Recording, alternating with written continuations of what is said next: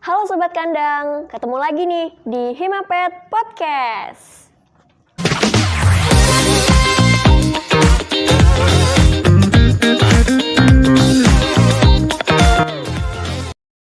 Perkenalkan, nama saya Aulia Putezenik sebagai host podcast Himapet pada hari ini. Oke, kali ini kita kedatangan tamu yang sangat keren. Halo Pak De. Halo. Oke Pak De, perkenalkan Pak De, nama saya Aulia. Pak De bisa manggil saya Aul. Pak De, namanya Pak De siapa?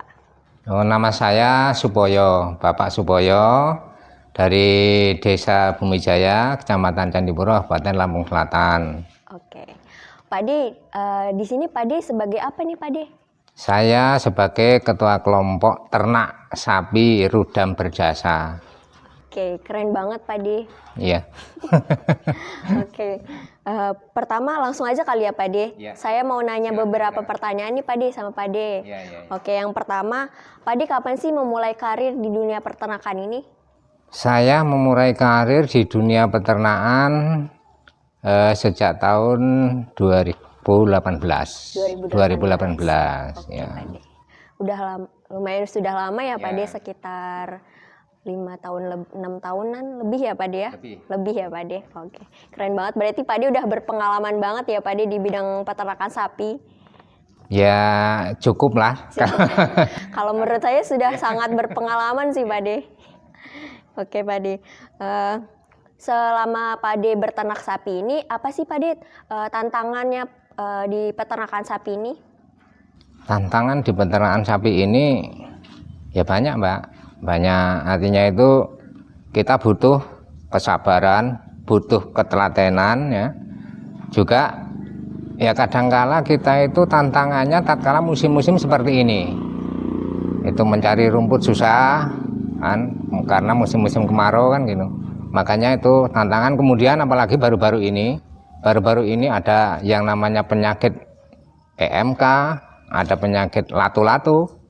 Itu juga menjadi salah satu tantangan, karena yang tadinya harga sapi itu melambung tinggi karena ada penyakit latu-latu, penyakit PMK, juga akhirnya harganya merosot. Gitu. Gimana sih Pak De cara Pak De menanggulangin masalah itu, seperti PMK, terus sekarang lagi kemaraunya ya kan Pak De ya? Iya. Ya, terus gimana sih Pak De cara Pak De? Jadi cara kami menanggulangi, jadi dengan adanya kasus PMK ini, kami kerjasama dengan dinas. Jadi kerjasama dengan Dinas Peternakan Kabupaten Lampung Selatan, juga menteri-menteri hewan yang ada di desa. Itu bagaimana teknis cara penanggulangannya? Oh ternyata ya kebersihan lingkungan kita harus jaga. Kemudian rutinitas kita mengadakan penyemprotan untuk supaya lalat, kemudian nyamuk, itu supaya agak mengurangi gitu, karena latu-latu itu disebabkan dari lalat dan nyamuk. Makanya bagaimana teknis tata cara kita menanggulangi, yaitu kebersihan kandangnya terutama. Mungkin sobat podcast Himapet penasaran nih Pak De, sebelum KPT ini jadi kelompok ternak, sebelumnya apa sih Pak De? Sebelumnya kami ini ya kelompok tani. Sebelumnya kelompok ternak, kami ya kelompok tani.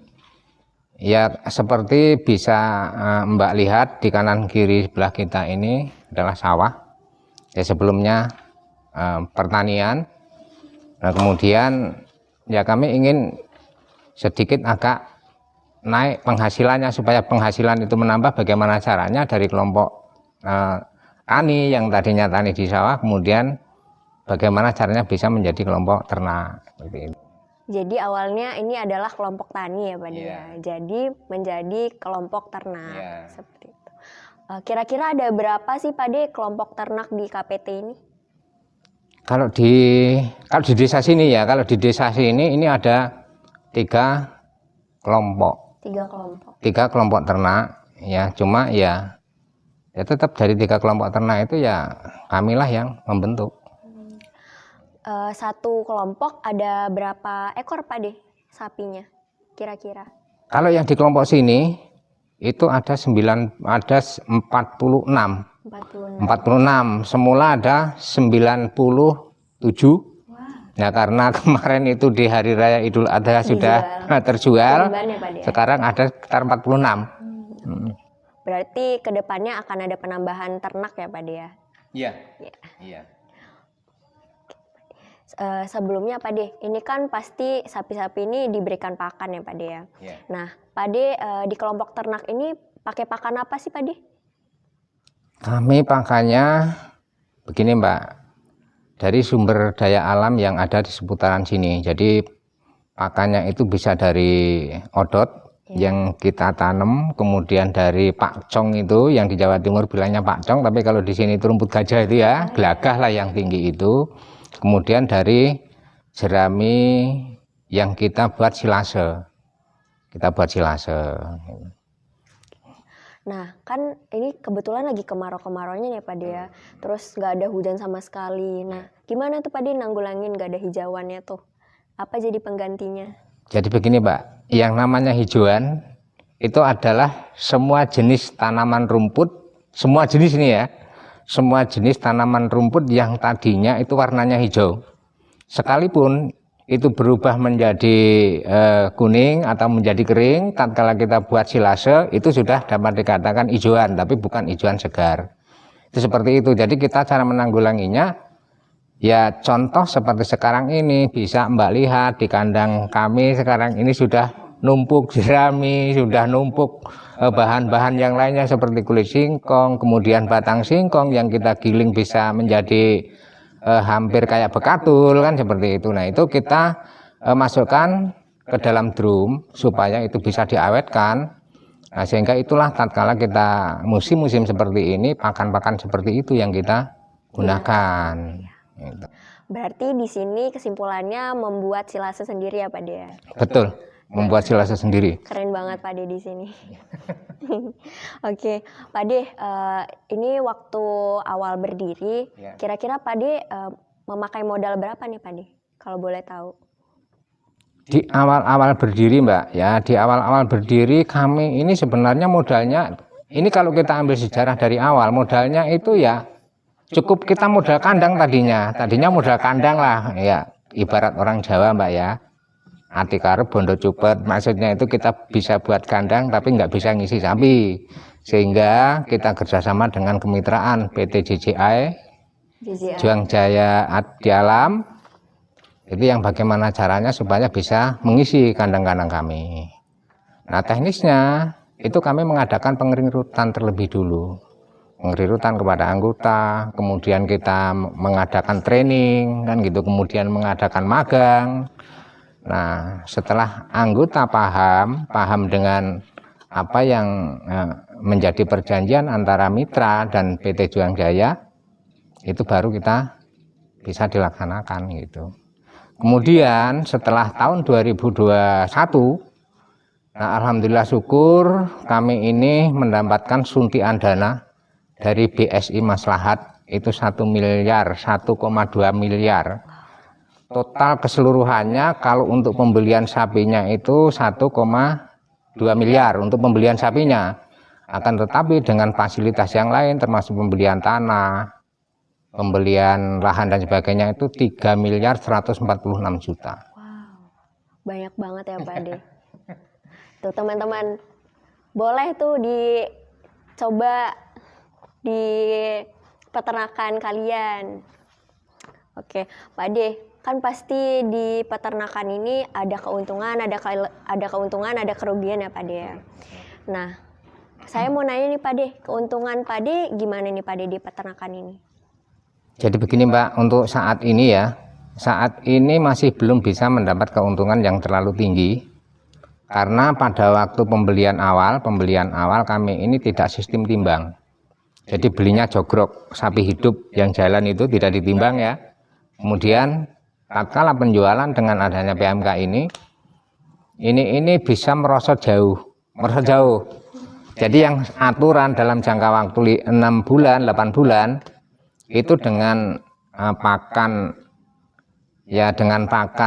per ekor per 8 bulan 5 juta ini ya. Per bulan 5 juta biasanya kita jual bisa mencapai 35 juta sampai 30. Kemarin itu hanya kita jual mencapai 28 juta. Jadi yang aturan keuntungan kita per ekor dalam waktu 8 bulan itu bisa mencapai 15 juta. Kemarin itu keuntungan hanya per ekor dalam 8 bulan itu 7,5 juta sampai 8 juta per ekor. Berarti kurangnya banyak banget ya Pak De? Ya, 50% dari sebelum ada penyakit PMK itu. Oke Pak De, berarti itu udah termasuk kerugian juga ya Pak De masuknya? Ya, dapat dikatakan ya yang penting kita tidak rugi terlalu jauh, artinya modal ya tidak keambil lah. Kita masih bisa beli sapi lagi walaupun belinya yang tadinya bisa besar ini jadi kecil dengan jumlah yang sama. Itu. Pak De, apa sih Pak De kekurangan dan kelebihan Pak De beternak sapi di KPT ini? Begini Mbak, kekurangannya itu Mbak ya, kekurangannya itu di sini sebenarnya ya kalau kami akan berbicara ya masalah kerjasama antara peternak dengan pemerintah daerah itu kan kayaknya nggak pantas ya. Kekurangannya di sini untuk pengolahan pakan itu teknologinya.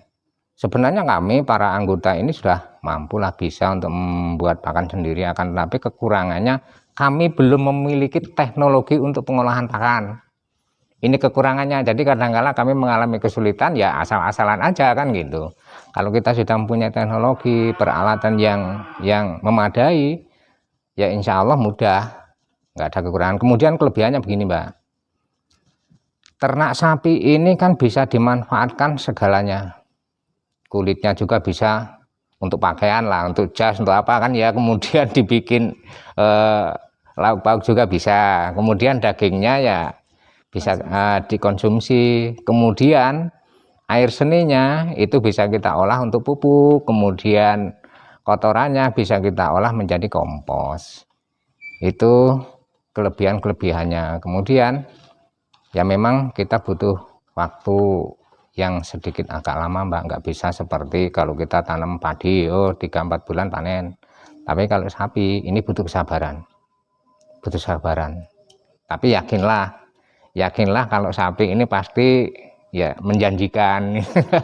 Ya sih Pak De, saya juga tertarik banget nih Pak De punya peternakan sapi, apalagi habis dengar podcast bersama Pak De nih, keren banget. Oke Pak De, saya mau nanya lagi nih Pak De, resiko di peternakan sapi ini apa sih Pak De? Terus mengatasinya gimana Pak De?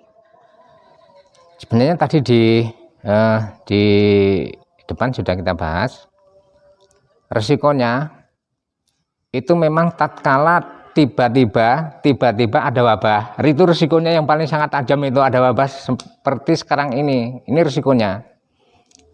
Kemudian ya cara mengatasinya kita memang harus kerjasama dengan dinas kesehatan peternakan lah, dinas peternakan Kabupaten Lampung Selatan. Bahkan dalam beberapa waktu yang lalu, sekitar 1,5 bulan yang lalu, kita dari dinas itu udah ngecek di lokasi dan sekarang udah divaksin, kan gitu. Jadi pokoknya kita selalu belajar. Itu risikonya kalau ada wabah secara tiba-tiba semacam ini, kemudian yang tidak tersangka-sangka ada musim kemarau yang begini panjang kan, itu jelas menjadi risiko. Kalau risiko yang lain insya Allah nggak ada masalah keamanan, kita ya alhamdulillah aman kan gitu. Jadi risikonya itu Mbak, jadi tatkala memang musim kemarau yang sangat panjang kayak gini, ini ya kita harus memang benar-benar bekerja keras untuk, ya sapi ini kan masalahnya identik dengan pakan, dia nggak bisa nggak dikasih pakan. Sapi ini nggak tahu yang memelihara itu sakit, dia nggak mau tahu, taunya makan. Iya benar Pak De. Oke Pak De, gimana sih Pak De, kan sapi ini ada limbahnya nih ya Pak De, seperti tadi kata Pak De ada kotorannya, ada urinnya. Nah gimana Pak De mengolahnya, memanajemen limbah itu? Nah kalau sementara ini urinnya Mbak, urinnya ini karena belum bisa ada jalur yang kita pisahkan, untuk urinnya ini belum bisa kita manfaatkan karena apa? Sekupnya kandang ini kan masih terlalu lebar, kemudian tentunya harus ada penyekatan kembali kalau urinnya mau dimanfaatkan sehingga masih campur. Nah kemudian kalau kotorannya atau limbah kotorannya ini sekarang ini bisa nanti Mbak lihat bahwa semula memang numpuk Mbak, kayaknya nggak bisa terolah apa-apa. Nah tapi setelah dari dinas peternakan, dinas pertanian memberikan pembelajaran untuk membuat pupuk triko kompos. Nah ternyata anggota ini antusias, jadi sekarang kotorannya itu dikumpulin sendiri dengan anggota, kemudian dikeringkan, digiling, kemudian dibuat kompos. Untuk sementara ini kami sendiri aja beli beli, belum mencukupi untuk kandang kita sendiri pembuatan kompos, Mbak. Jadi untuk kedepannya Pak De bakal upgrade nggak nih Pak De untuk teknologinya, misalkan kayak tadi Pak De bilang kita kan perlu teknologi yang maju lagi buat mendukung pengolahan limbah ini. Menurut Pak De perlu banget nggak tuh Pak De? Apalagi di zaman yang sekarang ini kan semuanya harus dimanfaatkan untuk bisa bermanfaat untuk semuanya gitu. Iya Mbak, jadi kami saat ini dengan beberapa kendala ya, dengan beberapa kendala yang ada, ini kami sudah upgrade. Artinya kami sudah membuat mesin untuk pengolahan kompos, mesin untuk rencana pengolahan silase. Udah keren Tinggal banget. tunggu saja. Pak De, di sini emang kandangnya cuma ini doang atau masih banyak kandang yang lainnya Pak De? Oh, masih banyak kandang yang lainnya. Jadi kalau di sini di Rudam ini kandang induk. Jadi di sini punya kelompok ya kandang induk setelah kami mendapatkan bantuan dari BSI Maslahat gitu. Kalau awal-awalnya itu ya kandangnya ada 5 tempat yang kapasitasnya ada yang 10 ekor, 20 ekor, 15 gitu. Nah, setelah kami mendapatkan bantuan dari BSI Maslahat, makanya di sini kami buat kandang induk. Kandang induknya di sini jadi pusat daripada anggota-anggota kelompok. Itu tatkala mengadakan kegiatan, pembelajaran yang lain-lain, kemudian kedatangan dari dinas peternakan itu di induk sini. Walaupun pada akhirnya ya supaya tidak dianggap bahwa itu mana kandang yang lainnya. Nah, mungkin setelah ada di kandang sini kemudian kontrol kandang-kandang yang lain. Kurang lebih ada berapa kandang tuh Pak De? Di sini jumlahnya ada yang kandang kelompok itu ada 8 kandang. 8 kandang. Itu kapasitasnya macam-macam itu Mbak. Yang di lingkungan sini kapasitasnya itu ada yang 4 ekor, kemudian 10 ekor, 10 ekor, 10 ekor, 20 ekor, 30 ekor. Jadi itu bervariasi ya, ya. Pak De? Kemudian tersebar di Desa Bumijaya ini. Tersebar di Desa Bumijaya ini ya supaya warga masyarakat ikut mencoba ya beternak sapi gitu. Mencoba beternak sapi. Rata-rata anggota kelompoknya dari sekitar sini aja atau dari desa lain juga ada Pak De? Dari sekitar desa sini Mbak, dari sekitar desa sini karena sesuai dengan aturan kalau kita bermitra dengan PT JJI itu memang harus jelas warganya itu ya harus jelas kalau diterima mukti ya terima mukti, kalau Desa Bumijaya ini ya khusus Desa Bumijaya. Nggak bisa bergabung Desa Terima Mukti dengan Bumijaya karena sama-sama mau dia mau ke sini, itu enggak. Jadi khusus warga sini. Jadi khusus warga sini ya Pak De? Betul. Pak De, kita udah lama nih Pak De ngobrolnya. Pak De haus nggak Pak De? Boleh Ya. minum dulu Pak De, makan Ayo. dulu. Ayo Monggo. kita minum dulu Pak De, minum dulu Pak De. Minum dulu guys. Monggo ya. Bismillah.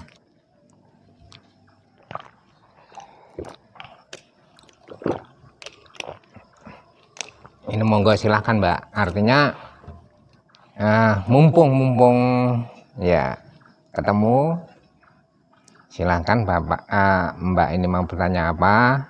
Kemudian sebisa saya sesuai dengan kemampuan dan pengalaman saya akan saya berikan ilmu saya. Kemudian saya sangat tertarik sebenarnya ini Mbak, tertarik dengan para mahasiswa yang ya semua ilmu itu bagus, artinya hidup ini kan dari mulai di gendongan sampai di liang lahat kita harus menuntut ilmu, tapi saya sangat tertarik kalau para kaula muda ini mengambil jurusan di perguruan tingginya itu peternakan, pertanian peternakan.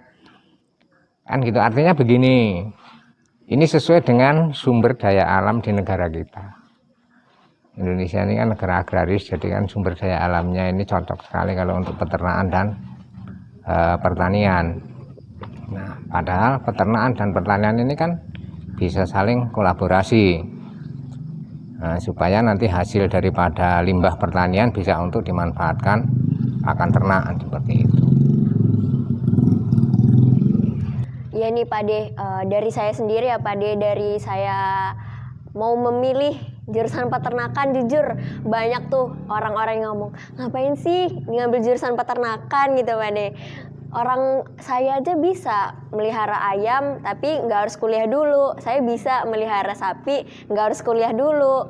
Nah itu saya ngambil kuliah peternakan ini pengen membuktikan gitu Pak De. Apalagi kalau misalkan ada acara-acara yang bermanfaat kayak gini Pak De, kayak podcast Himapet ini bermanfaat banget kan Pak De. Jadi kita bakal bisa bertemu sama narasumber-narasumber yang keren-keren gitu, dapat ilmu yang bermanfaat kayak sama Pak De ini gitu kan. Karena memang Pak De selama saya kuliah pasti beda Pak De, yang teori di kuliah sama teori di lapangan itu, yang di lapangan kita jalankan itu sangat beda Pak De. Begini Mbak, ini kan sudah bukan zaman Siti Nurbaya. Kalau dulu zaman Siti Nurbaya, iya, wah saya mau melihara ayam, mau melihara kambing, mau melihara sapi, saya ndak usah sekolah aja bisa melihara. Tapi ya melihara ya hanya bisa-bisa saja kan gitu. Cuma zaman sekarang ini kan teknologinya udah canggih. Segala sesuatu harus punya ilmu. Kita mau usaha apapun tanpa ilmu, ya kita ya hanya usaha-usaha saja, hasilnya tetap berkurang kan. Tetapi kalau berusaha itu diiringi dengan punya ilmu, insya Allah itu, kecuali zaman Siti Nurbaya. Kalau zaman sekarang itu tanpa diikuti dengan pendidikan dulu udah malah justru ketinggalan, beda dengan zaman dulu gitu. Nah saya dulu juga kayak gitu. Saya sebenarnya kalau ditanya kapan Bapak ini mulai memelihara ternak, saya sebenarnya sejak ikut orang tua kelas 5 SD aja saya udah ngaritkan sapi, kambing dan sebagainya kan gitu. Tapi hasilnya begitu-begitu saja. Nah oleh karena itu ya di saat tua kayak ginilah saya ini masih terus belajar dan belajar Mbak. Karena tetap tidak adalah kesempurnaan. Kita itu enggak ada. Nah, hanya saja kami yang sekarang ini kami inginkan, ini yuk kita sama-sama. Artinya bersama-sama ini. Banyak Mbak orang yang sukses, tapi ada hubungannya dengan keterkaitan modal. Saya sudah tidak heran lagi kalau orang punya duit miliaran, punya duit triliunan, dia usaha sukses, saya nggak heran. Nggak seberapa karena dia punya modal. Tapi bagaimana caranya nih? Kita itu modal sedikit dengan memelihara ternak, tapi kita bisa memperdayakan sumber daya alam yang ada, yang itu bisa kita olah sendiri. Hasilnya tentunya keuntungannya akan lebih banyak daripada kita segala sesuatunya beli. Tapi bagaimana mengolah sumber daya alam yang ada, ini bisa kita olah sendiri. Itu Mbak. Ya, itu jadi kalau sekarang ini kan bukan apa ya, persaingan dengan orang yang punya modal banyak. Kalau orang yang sudah punya modal banyak udahlah tinggal perintah saja. Tapi bukan itu kita itu maunya itu dengan mengikuti belajar, berpendidikan, kuliah, itu kan tentunya pemerintah mengharapkan supaya kita bisa menciptakan bagaimana nih saya memelihara ternak sapi, tapi saya bisa mengolah dengan olahan saya sendiri, kemudian untuk pakan sapi mutunya bagus, proteinnya bagus. Nah itu yang diharapkan, sehingga dengan kita bisa menciptakan produk pakan sendiri, biayanya murah, hasilnya memuaskan. Jadi lebih efisien ya Pak? Lebih efisien. Kira-kira Pak De, apa sih motivasi dari Pak De untuk kami nih, para mahasiswa dan para penonton podcast Himapet nih Pak De? Ya, begini Pak ya. Sebenarnya saya tadi udah ngomong panjang lebar banyak sekali. Ini motivasinya ya kepada adik-adik atau mbak-mbak ini yang baik yang saat ini sedang duduk di bangku kuliah, baik di Unila maupun di perguruan tinggi dimanapun ya berada. Ini saya mendorong, memberikan kesemangatan, ciptakanlah hasil ilmumu itu supaya berguna bagi warga masyarakat banyak, kan itu. Ilmu yang adik-adik atau mbak-mbak dapatkan ini supaya bisa bermanfaat bagi warga masyarakat banyak. Kemudian saya ya mendukung sepenuhnya agar mbak dan adik-adik ini tetap semangat, sabar, jangan mengenal putus asa. Gitu. Jadi gitu teman-teman, motivasi dari Pak Ade yang sangat keren banget ya Pak Ade. Jadi kita sebagai mahasiswa kita nggak boleh pantang menyerah, nggak boleh ya Pak Ade, benar ya Pak Ade ya. Yeah. Jadi pengalaman Pak Ade ini patut banget nih buat dicontoh, keren banget. Jadi teman-teman kalau misalkan nanti ingin beternak sapi ya Pak Ade, lebih khususnya bisa nih nonton podcast ini, belajar dari motivasinya Pak Ade, dari pengalamannya Pak Ade. Jadi kalian bisa mengkaji juga nih biar jadi peternak sukses juga kayak Pak Ade. Oke Pak Ade, kan tadi banyak nih Pak Ade kelompok ternaknya. Terus tadi Pak Ade juga bilang kalau misalkan kelompok ternak ini bekerja sama dengan perusahaan JJAA. Nah, gimana sih Pak Ade caranya bermitra di JJAA ini? Oh, jadi caranya bermitra begini Mbak. Yang pertama itu kita mengadakan pengrekrutan dulu anggota. Perekrutan. Ya, perekrutan anggota. Setelah kita mengadakan perekrutan anggota, itu kita harus training terlebih dulu. Training itu bisa juga training di JJAA, juga bisa training di mitra-mitra yang sudah lebih dulu. Itu bagi mitra. Kemudian setelah training kita selama 7 hari kita magang di JJAA selama 3 hari.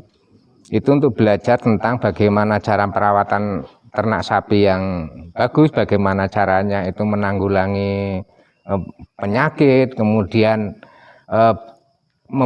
belajar ternak sapi ini kasih makannya berapa kilo, itu kan itu. Biasanya itu petani itu kan yang penting kita ngarit, nggak tahu sapi bobot sekian kilo ini harus dikasih makan berapa kilo, itu kan nggak tahu. Tapi dengan adanya magang, dengan adanya training di Juang Jaya itu sehingga dengan paham. Setelah memang semua udah paham, baru dari Juang Jaya sana membuat namanya PKS, perjanjian kontrak kerjasama itu. Nah, kemudian kalau Mbak ini juga bermitra ya, kalau ingin bermitra dan ingin ikut ya nantilah jadi warga sini. Pengen sih Pak Ade, pengen banget, apalagi dengar dari Pak Ade nih kan keuntungannya. Terus tadi Pak Ade bilang jangan takut kalau berternak sapi pasti untung. Oh iya. Yang penting itu tadi ya, sabar. Kita tidak boleh mengenal putus asa.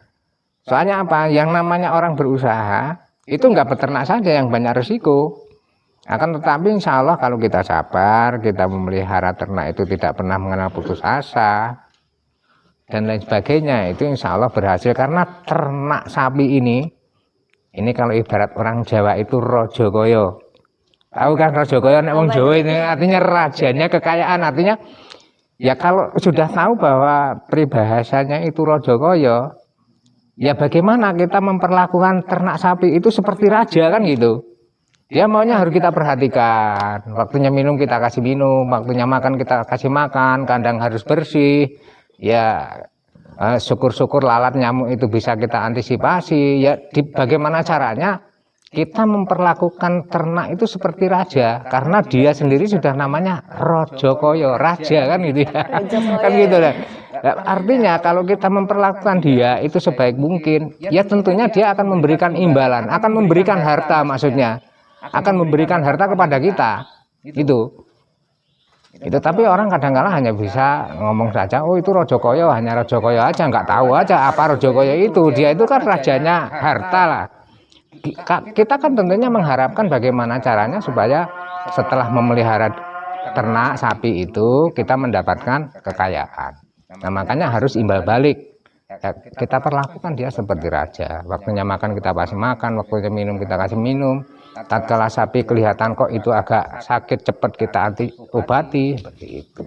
Oke Pak De, udah baik banget nih Pak De yang kita obrolin. Mungkin teman-teman podcast juga udah baik banget menyaring ilmu yang sangat bermanfaat ini Pak De, keren banget. Terima kasih nih Pak De udah meluangkan waktunya untuk ngobrol di podcast Himapet ini.